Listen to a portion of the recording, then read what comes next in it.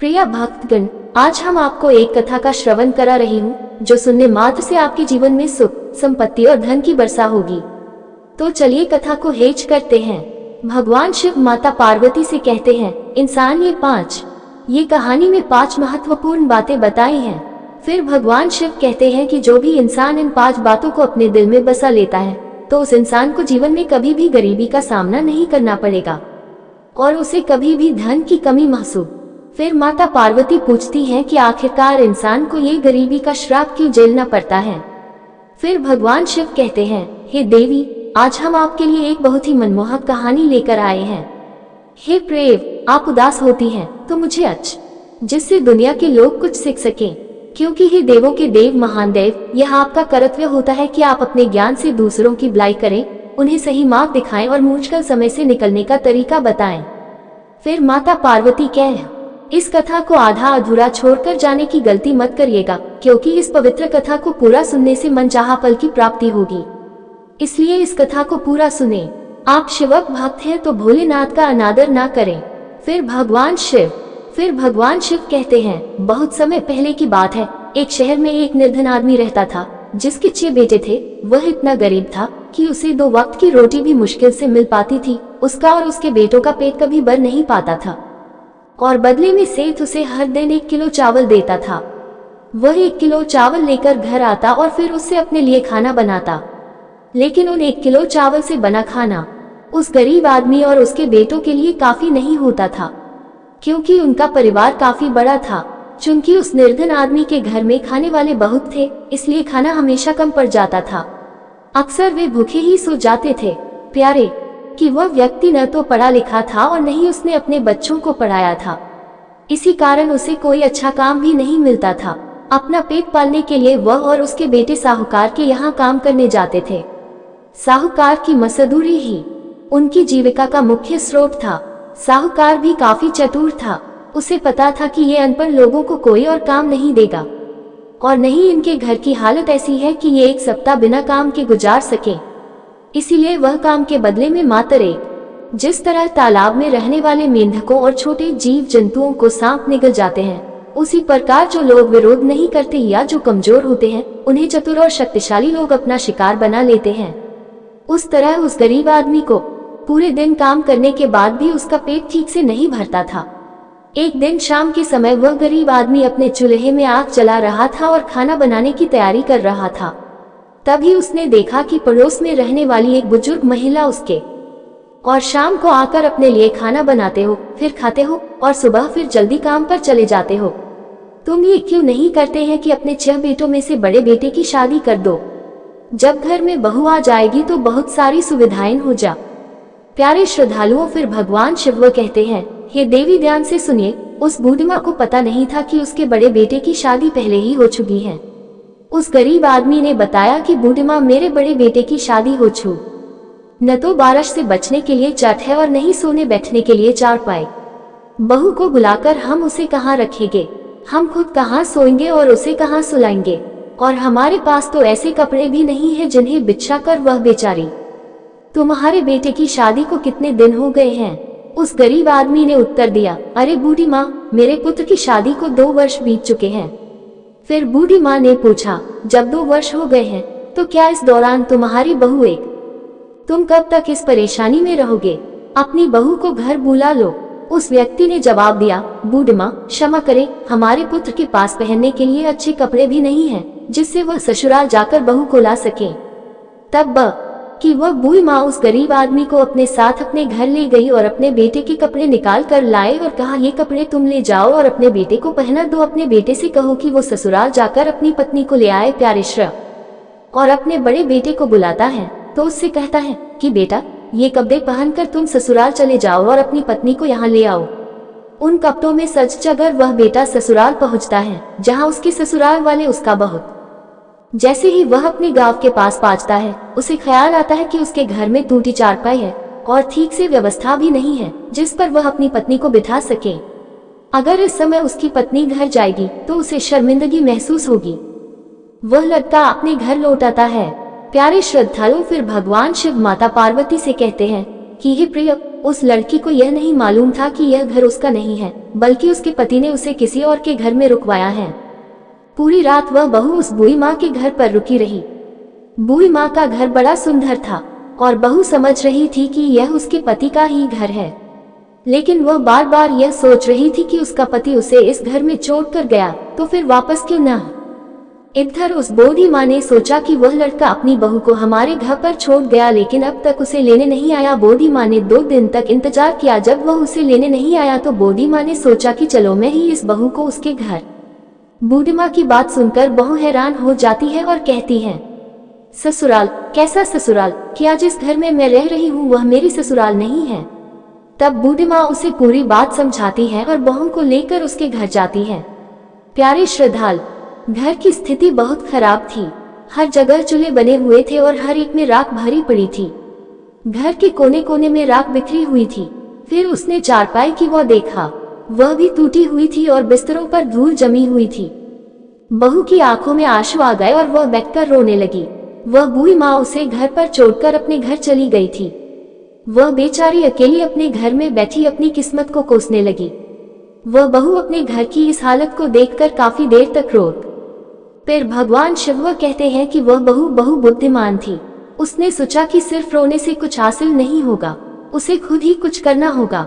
इसलिए उस बहू ने अपनी साड़ी का पल्ला कमर में बांधा और घर की स्थिति सुधारने में जुटी। वह सभी बिस्तरों को ध्यान से साफ करती है, उन्हें झाड़ती है, सभी बर्तनों को धोकर व्यवस्थित रखती है और काली दीवारों को पुताई कर साफ सुथरा बना देती है। इस प्रकार सफाई कर उसने अपने घर का रूप ही बदल दिया। प्यारे श्रद्धालु, एक गृहिणी के बिना लकड़ी, ईंट और पत्थरों से बना घर घर नहीं कहलाता। स्त्री ही घर की शोभा होती है। फिर माता पार्वती कहती है, हे प्राणनाथ, ये कहानी मुझे बहुत भारी है, आगे क्या होता है? तब फिर भगवान शिव कहते हैं, हे, बहुत अंधेरा हो चुका था, लेकिन उसका पति अभी तक अपने भाइयों और पिता के साथ घर नहीं लौटा था। इसलिए वह बहू चिंतित होने लगती है और सोचती है कि वह घर में अकेली है और उसका पति अभी तक नहीं आया है। उसे डर है कि जब वह घर के अंदर का दृश्य देखता है तो हैरान रह जाता है। उसे दिखता है कि घर की सूरत ही बदल चुकी है। वह अपनी बहू से जाकर सवाल करता है, बहू, ये तुमने कैसे कर दिया? हमारे घर में इतने चूल्हे थे, तुमने उन्हें क्यों तोड़? बहू की इस समझदारी बात को सुनकर उसका ससुर और देवर बहुत खुश होते हैं। फिर वे 1 किलो चावल जो साहूकार ने दिए थे उसने अपनी बहू को दे दिए। बहू ने उनसे खाना बनाया और सबको परोसा, पर वह खाना से किसी का पेट नहीं भर पाया और वह आपको रोज 1 किलो चावल देता है, लेकिन इन 1 किलो चावल से हमारा गुजारा नहीं हो पा रहा है।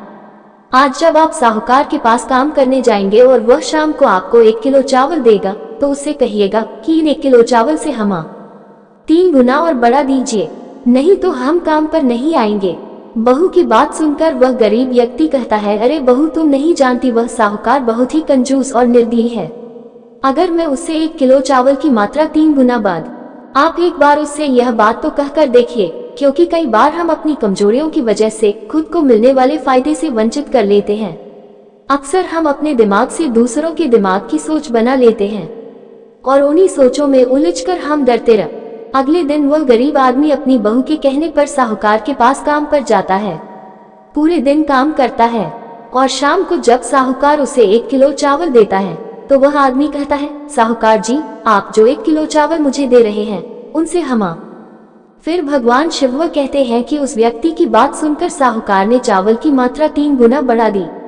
उस चावल को लेकर वह गरीब आदमी खुशी खुशी घर लौट आया। फिर उसकी बहू ने उस चावल को पीसकर सबके लिए भोजन तैयार किया। वह पर्याप्त नहीं है। इस पर ससुर ने जवाब दिया कि मैं पहले ही बहुत डर गए थे और अब हम में इतनी हिम्मत नहीं कि वे फिर से साहूकार से यह बात कह सके। तब बहू ने समझाया कि आप डरे नहीं, साहूकार आपको काम से नहीं निकालेगा। अब वह गरीब व्यक्ति अपने बेटों के साहूकार के यहाँ काम करने जाता है और दिन भर मेहनत करता है। शाम को जब साहूकार उसे 3 गुना चावल देता है तो वह गरीब आदमी हाथ जोड़कर विनती करता है, साहूकार जी, कृपया चावल की मात्रा थोड़ी और बढ़ा। प्यारे श्रद्धालुओं, इस तरह उस घर की बहू ने रोजाना 3 किलो चावल बचाव कर रख लिया और धीरे धीरे काफी चावल जमा कर लिया। एक दिन उसने अपने ससुर से कहा, पिताजी, अगर आप इसी तरह मजदूरी करते रहे तो हम जीवन में कुछ नहीं कर पा। छोटी सोच व्यक्ति को गरीबी के दलदल से बाहर नहीं आने देती। जब इंसान बड़ा सोचता है तभी वह बड़ा बन पाता है। समय के साथ इंसान को भी बदलते रहना चाहिए। प्यारे श्रद्धालु, फिर भगवान शिव व माता पार्वती से कहते हैं, ओ बहू, तुम क्या कह रही हो? हमारे पास तो कुछ भी नहीं है, हम अपना काम कैसे कर सकते हैं? तब बहू ने कहा, पिताजी, जो चावल आप लाते थे मैंने उसमें से कुछ बचाकर रख लिया है। अब हमारे पास पर्याप्त चावल है, आप इसे बाजार। बहू ने जवाब दिया, पिताजी, आप साहूकार के गुलाम नहीं हैं, हमें अपनी मर्जी से काम करने का हक है। प्यारे श्रद्धालु, फिर भगवान शिव माता पार्वती से कहते हैं कि उस गरीब आदमी ने अपनी बहू के सुझाव पर अमल किया। इस प्रकार उस दिन के बाद से उन्होंने साहूकार के यहाँ काम करना बंद कर दिया। फिर उन्होंने बाजार में एक दुकान देखी, चावल बेचा। एक दिन बहू ने उनसे कुछ कहा, पिताजी, जब भी आप घर आए कुछ न कुछ साथ लेकर आए, अगर कुछ न मिले तो रास्ते में जो भी मिले उसे उठा लाएं, इससे घर में धन की बढ़ोतरी होती है और घर जोड़ने की आदत बनती है। आज से जब अगले दिन वह गरीब आदमी अपनी दुकान पर पहुंचा और अपने सभी बेटों के साथ पूरा दिन वहां बिताया। शाम को जब भी वह घर लौटता वह हमेशा कुछ न कुछ साथ लेकर आता, चाहे वह रास्ते में पड़ा एक कागज ही क्यों न हो। बहू, एक दिन क्या हुआ, जब वह आदमी दुकान से वापस आ रहा था तो उसे घर ले जाने के लिए कुछ नहीं मिला। वह सोचने लगा कि अगर मैं खाली हाथ घर जाऊंगा तो बहू क्या कहेगी, वह तो नाराज हो जाएगी। प्यारे श्रद्धालु, फिर उसने जब उसकी बहू ने देखा कि ससुर ने अमृत सांप को घर में लाया है तो उसने पूछा, अरे पिताजी, आप ये क्या ले आए हैं? ये तो सांप है, ये घर में लाने की चीज नहीं है। ससुर ने जवाब दिया, बहू, तुमने ही तो कहा था कि हमेशा कुछ न कोई बात नहीं, इसे छत पर फेंक दीजिए। प्यारे श्रद्धालु, बहू ने सांप को छत पर फेंकवा दिया। फिर भगवान शिव माता पार्वती कहते हैं, प्रिया, इधर क्या हुआ कि एक दिन उसी शहर के राजा की रानी का एक कीमती हार एक चील उसे अछत पर ही छोड़ दिया और मूर्ख सांप को उठाकर ले गई। प्यारे श्रद्धालुओं, जब अगले दिन वह बहू अपने वस्त्र सुखाने के लिए अछत पर गई तो उसकी नजरें एक हार पर पड़ी। वह हार उठाकर ले आई और उसे राजा ने राज्य में घोषणा करवाई और अपने सैनिकों को चारों ओर भेजा कि पता लगाएं कि वह चील हार को कहां ले गई हैं। जो कोई भी उस हार को ढूंढ लाएगा और राज दरबार में पहुंचाएगा उसे राजा द्वारा बड़ा इनाम दिया जाएगा। लेकिन राजा कई दिनों तक इंतजार करता रहा, कोई भी उस हीरे के हार को लेकर नहीं आया। अब राजा को गुस्सा आने लगा। उसने अपने सैनिकों और मंत्रियों से कहा कि राज्य में ये खबर फैला दो कि हार अभी तक नहीं मिला है, अगर वह हार किसी का। प्यारे श्रद्धालुओं, जब ये खबर उस गरीब व्यक्ति को पता चली तो उसने अपनी बहू से कहा कि राजा का हार चोरी हो गया है। शुरुआत में तो राजा ने हार ढूंढने वाले को इनाम देने की बात कही थी, पर अब उन्होंने ऐलान किया है कि जिसे बहू ने अपने ससुर से कहा, पिताजी, आप एक काम कीजिए, एक नकली पोथी पत्रा लेकर राजा के दरबार में ज्योतिषी बनकर जाए और राजा के सामने पोथी पत्रा खोलकर कहिए कि उनका कीमती हार उनके महल के पीछे कचरे के ढेर में पड़ा है। बहू, मैं तो उस हार के बारे में जानता भी नहीं हूँ, अगर मैं राजा के सामने झूठ बोलूंगा तो राजा मुझे बड़ी सजा देगा। फिर बहू ने उत्तर दिया, पिताजी, आप डर क्यों रहे हैं, जो मैं कह रही हूँ बस वही कीजिए। प्यारे श्रद्धालु, उसने राजा से कहा, महाराज, मैं एक बहुत ही विद्वान ज्योतिषी हूँ, मैंने आपके हार का पता लगा लिया है, वह आपके महल के पीछे कूड़े में पड़ा है। राजा ने जब उसकी बातें सुनी तो उन्होंने अपने सिपाहियों को बुलाया और कहा कि जा। प्यारे श्रद्धालुओं, फिर भगवान शिव माता पार्वती से कहते हैं, ए प्रिय, राजा के सैनिक आने से पहले ही बहू ने राजमहल के पीछे जाकर हार को कूड़े में फेंक दिया और फिर वह चुपचाप अपने घर वापस चली गई। उधर जब प्यारे श्रद्धालुओं, तब वह व्यक्ति बोला, हे राजन, कृपया मुझे क्षमा करें, मैं अपने घर जाकर अपनी बहू और बच्चों से सलाह करके ही आपसे कुछ मांगूंगा। राजा ने कहा, ठीक है, जाओ और अपने परिवार से सलाह लेकर आओ। फिर उसके बाद में जब वह वचन दे तब उससे मांगिए कि महाराज, इस बार दिवाली पर किसी के भी घर में दिया न जले, राजा का कोई भी व्यक्ति अपने घर में दिया न जलाए। प्यारे श्रद्धालु, बहू की बात सुनकर वह गरीब आदमी डर गया। बहू के बार बार आग्रह करने पर वह गरीब आदमी राजा के पास गया और बोला, राजन, पहले आप वचन दीजिए तभी मैं आपसे कुछ मांगूंगा, अगर आप वचन नहीं देंगे तो मैं कुछ भी नहीं मांगूंगा। प्यारे श्रद्धालु, राजा ने उसने कहा कि इस वर्ष दिवाली आ रही है और हमारी आपसे यह इच्छा है कि इस दिवाली पर राज्य का कोई भी निवासी अपने घर में दीपक न जलाए, पूरे नगर में अंधकार होना चाहिए और दीपक केवल हमारे घर में ही जलना चाहिए। गरीब आदम, अगर आप नहीं देना चाहते तो मना कर दीजिए। प्यारे श्रद्धालुओं, बहुत विचार विमर्श के बाद राजा ने कहा, ठीक है, हमने वचन दिया है तो हम उसे निभाएंगे।